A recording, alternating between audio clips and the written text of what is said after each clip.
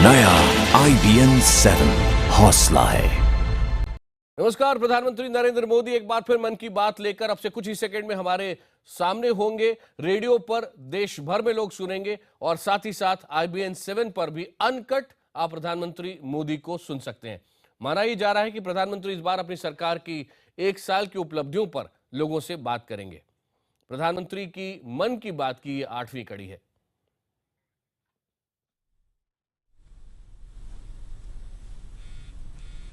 मेरे प्यारे देशवासियों, पिछली बार जब मैंने मन की बात आपसे की थी तब भूकंप की भयंकर घटना ने मुझे बहुत विचलित कर दिया था।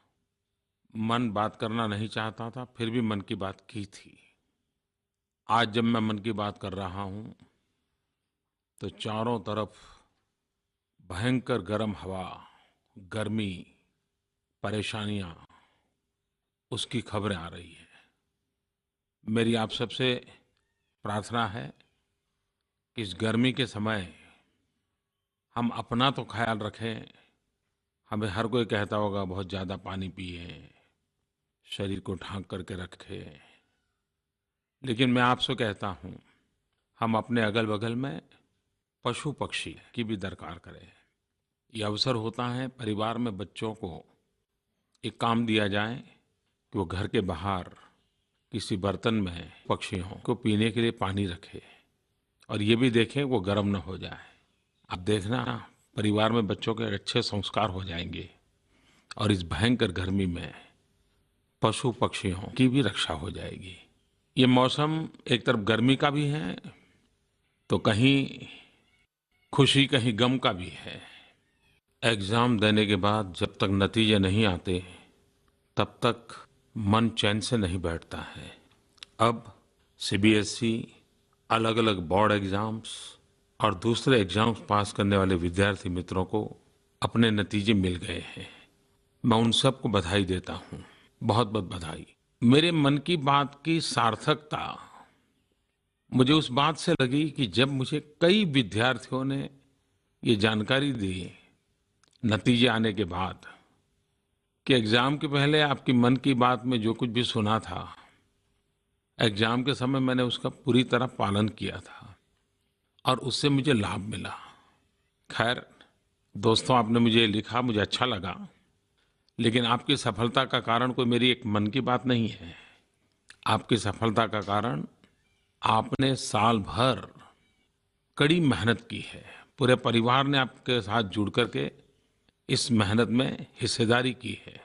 आपके स्कूल, आपके टीचर, हर किसी ने प्रयास किया है, लेकिन आपने अपने आप को हर किसी की अपेक्षा के अनुरूप ढाला है। मन की बात परीक्षा में जाते जाते समय जो टिप मिलती है ना, वो प्रकार की थी, लेकिन मुझे आनंद इस बात का आया कि हाँ, मन की बात का कैसा उपयोग है, कितनी सार्थकता है। मुझे खुशी हुई। मैं जब कह रहा हूँ कहीं गम कहीं खुशी, बहुत सारे मित्र हैं जो बहुत ही अच्छे मार्क्स से पास हुए होंगे। कुछ मेरे युवा मित्र पास तो हुए होंगे लेकिन हो सकता है मार्क्स कम आए होंगे, और कुछ ऐसे भी होंगे कि जो विफल हो गए होंगे। जो उत्तीर्ण हुए हैं उनके लिए मेरा इतना ही सुझाव है कि आप उस मोड़ पर हैं जहाँ से आप अपने कैरियर का रास्ता चुन रहे हैं। अब आपको तय करना है आगे का रास्ता कौन सा होगा, और वो भी किस प्रकार के आगामी शिक्षा का मार्ग आप चुनते हैं उस पर निर्भर करेगा। आमतौर पर ज़्यादातर विद्यार्थियों को पता भी नहीं होता है क्या पढ़ना है, क्यों पढ़ना है, कहाँ जाना है, लक्ष्य क्या है। ज़्यादातर अपने सराउंडिंग्स में जो बातें होती हैं, मित्रों में, परिवारों में, यार दोस्तों में, या अपने माँ बाप की जो कामनाएं रहती है उसके आसपास निर्णय होते हैं। अब जगत बहुत बड़ा हो चुका है, विषयों की भी सीमाएं नहीं हैं, अवसरों की भी सीमाएं नहीं हैं। आप जरा साहस के साथ आपकी रुचि, प्रकृति, प्रवृत्ति के हिसाब से रास्ता चुनिए। प्रचलित मार्गों पर ही जाकर के अपने को खींचते क्यों हो? कोशिश कीजिए और आप खुद को जानिए और जान करके आपके भीतर जो उत्तम चीजें हैं उसको संवारने का अवसर मिले। ऐसी पढ़ाई का क्षेत्र क्यों न चुने? लेकिन कभी ये भी सोचना चाहिए कि मैं जो कुछ भी बनूंगा, जो कुछ भी सीखूंगा, मेरे देश के लिए उसमें काम आए, ऐसा क्या होगा? बहुत सी जगह ऐसी है, आपको हैरानी होगी, विश्व में जितने म्यूजियम बनते हैं उसकी तुलना में भारत में म्यूजियम बहुत कम बनते हैं। और कभी कभी इस म्यूजियम के लिए योग्य व्यक्तियों को ढूंढना भी बड़ा मुश्किल हो जाता है, क्योंकि परंपरागत रूप से बहुत पॉपुलर क्षेत्र नहीं है। खैर, मैं कोई एक बात पर आपको खींचना नहीं चाहता हूं, लेकिन कहने का तात्पर्य है कि देश को उत्तम शिक्षकों की जरूरत है तो उत्तम सैनिकों की भी जरूरत है, उत्तम वैज्ञानिकों की जरूरत है तो उत्तम कलाकार और संगीतकारों की भी आवश्यकता है। खेलकूद कितना बड़ा क्षेत्र है और खिलाड़ियों के सिवाय भी खेलकूद जगत के लिए कितने उत्तम ह्यूमन रिसोर्स की आवश्यकता होती है। यानी इतने सारे क्षेत्र हैं, इतनी विविधताओं से भरा हुआ विश्व है। हम जरूर प्रयास करें, साहस करें। आपकी शक्ति, आपका सामर्थ्य, आपके सपने देश के सपनों से भी मेलजोल वाले होने चाहिए। यह मौका है आपको अपनी राह चुनने का। जो विफल हुए हैं उनसे मैं यही कहूंगा कि जिंदगी में सफलता विफलता स्वाभाविक है। जो विफलता को एक अवसर मानता है वो सफलता का शिलान्यास भी करता है। जो विफलता से खुद को विफल बना देता है वो कभी जीवन में सफल नहीं होता है। हम विफलता से भी बहुत कुछ सीख सकते हैं और कभी हम ये क्यों ना माने कि आज की आपकी विफलता आपको पहचानने का एक अवसर भी बन सकती है, आपकी शक्तियों को जानने का अवसर बन सकती है और हो सकता है कि आप अपनी शक्तियों को जान करके, अपनी ऊर्जा को जान करके एक नया रास्ता भी चुन लें। मुझे हमारे देश के पूर्व राष्ट्रपति श्रीमान एपीजे अब्दुल कलाम जी की याद आती है। उन्होंने अपनी किताब my journey transforming dreams into action, उसमें अपने जीवन का एक प्रसंग लिखा है।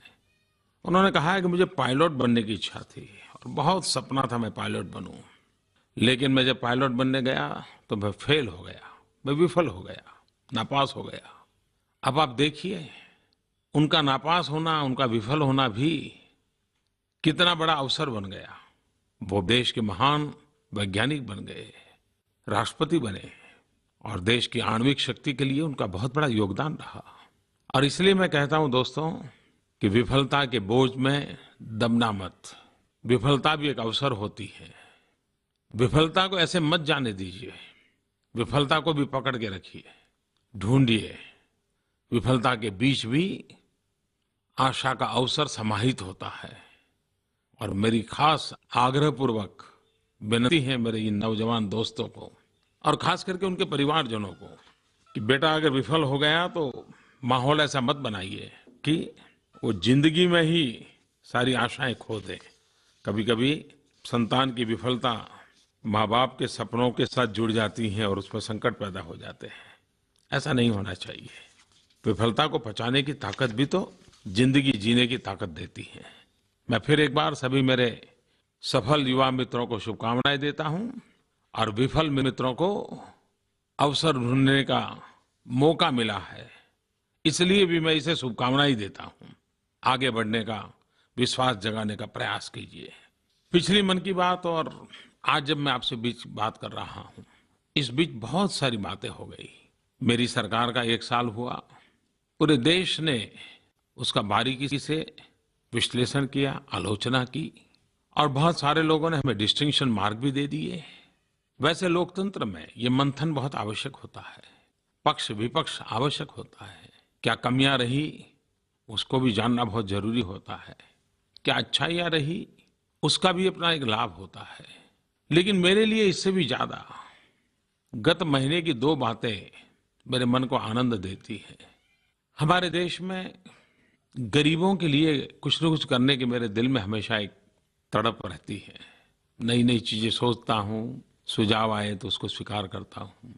हमने गत मास प्रधानमंत्री सुरक्षा बीमा योजना, प्रधानमंत्री जीवन ज्योति बीमा योजना, अटल पेंशन योजना, सामाजिक सुरक्षा की 3 योजनाओं को लॉन्च किया। उस योजनाओं को अभी तो 20 दिन नहीं हुए हैं, लेकिन आज मैं गर्व के साथ कहता हूं, शायद ही हमारे देश में सरकार पर भरोसा करके, सरकार की योजनाओं पर भरोसा करके इतनी बड़ी मात्रा में सामान्य मानवी उससे जुड़ जाए। मुझे ये बताते हुए खुशी होती है कि सिर्फ 20 दिन के अल्प समय में 8 करोड़ 52 लाख से अधिक लोगों ने इन योजनाओं में अपना नामांकन करवा दिया, योजनाओं में शरीक हो गए। सामाजिक सुरक्षा की दिशा में ये हमारा बहुत अहम कदम है और उसका बहुत लाभ आने वाले दिनों में मिलने वाला है।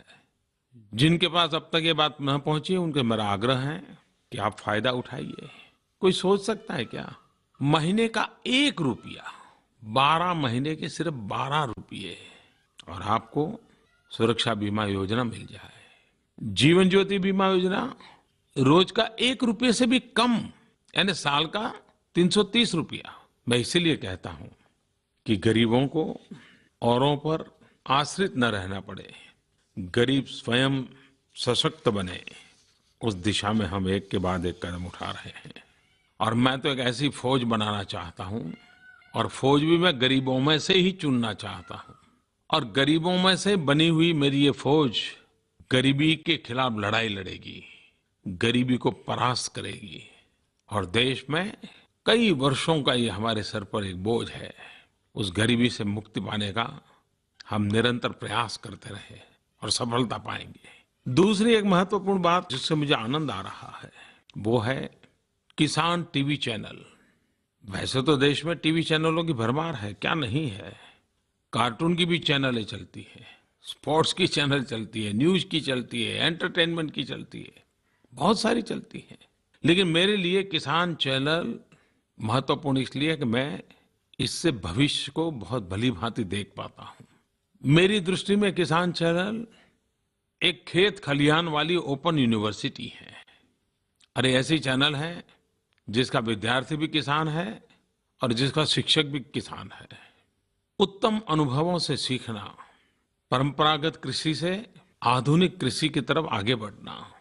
छोटे छोटे जमीन के टुकड़े बचे हैं, परिवार बड़े होते गए, जमीन का हिस्सा छोटा होता गया, और तब हमारी जमीन की उत्पादकता कैसे बढ़े, फसल में किस प्रकार से परिवर्तन लाया जाए, इन बातों को सीखना समझना जरूरी है। अब तो मौसम को भी पहले से जाना जा सकता है। ये सारी बातें लेकर के ये टीवी चैनल काम करने वाली है। और मेरे किसान भाइयों बहनों, इसमें हर जिले में किसान मॉनिटरिंग की व्यवस्था की गई है, आप उसका संपर्क जरूर करें। मेरे मछुआरे भाई बहनों को भी मैं कहना चाहूंगा, मछली पकड़ने के काम में जुड़े हुए लोग, उनके लिए भी इस किसान चैनल में बहुत कुछ है। पशुपालन भारत के ग्रामीण जीवन का परंपरागत काम है और कृषि में एक प्रकार से सहायक होने वाला क्षेत्र है। लेकिन दुनिया का अगर हिसाब देखें तो दुनिया में पशुओं की संख्या की तुलना में जितना दूध उत्पादन होता है, भारत उसमें बहुत पीछे है। पशुओं की संख्या की तुलना में जितना दूध उत्पादन होना चाहिए उतना हमारे देश में नहीं होता है। प्रति पशु अधिक दूध उत्पादन कैसे हो, पशु की देखभाल कैसे हो, उसका लालन पालन कैसे हो, उसका खान पान क्या हो। परंपरागत रूप से तो हम बहुत कुछ करते हैं, लेकिन वैज्ञानिक तौर तरीकों से आगे बढ़ना बहुत जरूरी है। और तभी जाकर के कृषि के साथ पशुपालन भी आर्थिक रूप से हमें मजबूती दे सकता है, किसान को मजबूती दे सकता है, पशुपालक को मजबूती दे सकता है। हम किस प्रकार से इस क्षेत्र में आगे बढ़े, किस प्रकार से हम सफल हो, उस दिशा में वैज्ञानिक मार्गदर्शन आपको मिले। मेरे प्यारे देशवासियों, याद है ना 21 जून? वैसे तो हमारे इस भूभाग में 21 जून को इसलिए याद रखा जाता है कि ये सबसे लंबा दिवस होता है। लेकिन 21 जून अब विश्व के लिए एक नई पहचान बन गया है। गत सितंबर महीने में यूनाइटेड नेशंस में संबोधन करते हुए मैंने एक विषय रखा था और एक प्रस्ताव रखा था कि 21 जून को अंतर्राष्ट्रीय योगा दिवस के रूप में मनाना चाहिए। और सारे विश्व को अचरज हो गया, आपको भी अचरज होगा, 100 दिन के भीतर भीतर 177 देशों के समर्थन से ये प्रस्ताव पारित हो गया। इस प्रकार के प्रस्ताव में यूनाइटेड नेशन के इतिहास में सबसे ज्यादा देशों का समर्थन मिला, सबसे कम समय में प्रस्ताव पारित हुआ और विश्व के सभी भूभाग इसमें शरीक हुए। किसी भी भारतीय के लिए ये बहुत बड़ी गौरवपूर्ण घटना है। लेकिन अब जिम्मेवारी हमारी बनती है। क्या कभी सोचा था हमने कि योग विश्व को भी जोड़ने का एक माध्यम बन सकता है? वसुधैव कुटुंबकम हमारे पूर्वजों ने जो कल्पना की थी, उसमें योग एक कैटलिक एजेंट के रूप में विश्व को जोड़ने का माध्यम बन रहा है। कितने बड़े गर्व की, खुशी की बात है। लेकिन इसकी ताकत तो तब बनेगी जब हम सब बहुत बड़ी मात्रा में योग के सही स्वरूप को, योग की सही शक्ति को विश्व के सामने प्रस्तुत करें। योग दिल और दिमाग को जोड़ता है। योग रोग मुक्ति का भी माध्यम है, तो योग भोग मुक्ति का भी माध्यम है। और अब तो मैं देख रहा हूं योग शरीर, मन, बुद्धि को ही जोड़ने का काम करे, उससे आगे विश्व को भी जोड़ने का काम कर सकता है। हम क्यों न इसके एम्बेसडर बने? हम क्यों न इस मानव कल्याण के लिए काम आने वाली इस महत्वपूर्ण विद्या को सहज उपलब्ध कराएं? हिंदुस्तान के हर कोने में 21 जून योग दिवस मनाया जाए। आपके रिश्तेदार दुनिया के किसी न किसी देश में अगर रहते हो, आपके मित्र परिवारजन कहीं रहते हो, आप उनको भी टेलीफोन करके बताइए कि वे भी वहां लोगों को इकट्ठा कर करके योग दिवस मनाएं। अगर उनको योग का कुछ ज्ञान नहीं है तो कोई किताब लेकर के पढ़ करके भी सबको समझाएं कि योग क्या होता है। एक पत्र पढ़ लें। लेकिन मैं मानता हूं कि हमने योग दिवस को सचमुच में विश्व कल्याण के लिए एक महत्वपूर्ण कदम के रूप में, मानव जात के कल्याण के रूप में और तनावों से जिंदगी से गुजर रहा मानव समूह, कठिनाइयों के बीच हताश निराश बैठे हुए मानव को नई चेतना, ऊर्जा देने का सामर्थ्य योग में है। मैं चाहूंगा कि विश्व ने जिसको स्वीकार किया है, विश्व ने जिसको सम्मानित किया है और विश्व को भारत ने जिसे दिया है, ये योग हम सब के लिए गर्व का विषय बनना चाहिए। अभी 3 सप्ताह बाकी हैं। आप जरूर प्रयास करें, जरूर जुड़े और औरों को भी जोड़े, ये मैं आग्रह करूंगा। मैं एक बात और कहना चाहता हूं, खास करके मेरे सेना के जवानों को, जो आज देश की सुरक्षा में जुटे हुए, उनको भी, और जो आज सेना से निवृत्त होकर के अपना जीवन यापन कर रहे, देश के लिए त्याग तपस्या करने वाले जवानों को। और मैं ये बात एक प्रधानमंत्री के तौर पर नहीं कर रहा हूं। मेरे भीतर का इंसान दिल की सच्चाई से, मन की गहराई से मेरे देश के सैनिकों से आज बात करना चाहता है। 1 रैंक 1 पेंशन, क्या ये सच्चाई नहीं है कि 40 साल से सवाल उलझा हुआ है? क्या ये सच्चाई नहीं है कि इसके पूर्व की सभी सरकारों ने इसकी बातें की, किया कुछ नहीं? मैं आपको विश्वास दिलाता हूं, मैंने निवृत्त सेना के जवानों के बीच में वादा किया है कि मेरी सरकार 1 रैंक 1 पेंशन लागू करेगी। हम जिम्मेवारी से हटते नहीं हैं और सरकार बनने के बाद भिन्न भिन्न विभाग इस पर काम भी कर रहे हैं। मैं जितना मानता था उतना सरल विषय नहीं है, पेचीदा है और 40 साल से उसमें समस्याओं को जोड़ा गया है। मैंने इसको सरल बनाने की दिशा में, सर्व स्वीकृत बनाने की दिशा में सरकार में बैठे हुए सबको रास्ते खोजने पर लगाया हुआ है। पल पल की खबरें मीडिया में देना जरूरी नहीं होता है, इसकी कोई रनिंग कमेंट्री नहीं होती है। मैं आपको विश्वास दिलाता हूं, यही सरकार, मैं फिर से भी कहता हूं, यही सरकार आपका 1 रैंक 1 पेंशन का मसला सॉल्यूशन लाके रहेगी। और जिस विचारधारा में से पल करके हम आए हैं, जिन आदर्शों लेकर के हम आगे बढ़े हैं, उसमें आपके जीवन का महत्व बहुत है। मेरे लिए आपके जीवन के साथ जुड़ना, आपकी चिंता करना, ये सिर्फ न ही कोई सरकारी कार्यक्रम है, न ही कोई राजनीतिक कार्यक्रम है। मेरी राष्ट्र भक्ति का ही वो एक प्रकटीकरण है। मैं फिर एक बार मेरे देश के सभी सेना के जवानों को आग्रह करूंगा कि राजनीतिक रोटी सेकने वाले लोग 40 साल तक आपके साथ खेल खेलते रहे हैं। मुझे वो मार्ग मंजूर नहीं है और न ही मैं ऐसी कोई कदम उठाना चाहता हूं जो समस्याओं को जटिल बना दे। आप मुझ पे भरोसा रखिए। बाकी जिनको बातें उछालनी होगी, विवाद करने होंगे, अपनी राजनीति करनी होगी, उनको मुबारक। मुझे देश के लिए जीने मरने वालों के लिए जो कर सकता हूं करना, यही मेरे इरादे हैं। और मुझे विश्वास है कि मेरे मन की बात, जिसमें सिवाय सच्चाई कुछ नहीं है, वो आपके दिलों तक पहुंचेगी। 40 साल तक आपने धैर्य रखा है। मुझे कुछ समय दीजिए, काम करने का अवसर दीजिए और हम मिल बैठ करके समस्याओं का समाधान करेंगे। ये मैं फिर से एक बार देशवासियों को विश्वास देता हूं। छुट्टियों के दिनों में सब लोग कहीं न कहीं तो गए होंगे, भारत के अलग अलग कोने में गए होंगे। हो सकता है कुछ लोग अब जाने का कार्यक्रम बनाते होंगे। स्वाभाविक है, सीइंग इज बिलीविंग। जब हम भ्रमण करते हैं, कभी रिश्तेदारों के घर जाते हैं, कहीं पर्यटन के स्थान पर पहुंचते हैं, दुनिया को समझना, देखने का अलग अवसर मिलता है। जिसने अपने गांव का तालाब देखा है और पहली बार जब वो समंदर देखता है तो पता नहीं वो मन के भाव कैसे होते हैं। वो वर्णन ही नहीं कर सकता है कि अपने गांव वापस जाके बता ही नहीं सकता है कि समंदर कितना बड़ा होता है। देखने से एक अलग अनुभूति होती है। आपने छुट्टियों के दिनों में अपने यार दोस्तों के साथ, परिवार के साथ कहीं न कहीं जरूर गए होंगे या जाने वाले होंगे। मुझे मालूम नहीं आप जब भ्रमण करने जाते हैं तब डायरी लिखने की आदत है कि नहीं है, लेकिन लिखनी चाहिए। अनुभवों को लिखना चाहिए। नए नए लोगों से मिलते हैं तो उनकी बातें सुन करके लिखना चाहिए। जो चीजें देखी हैं उसका वर्णन लिखना चाहिए।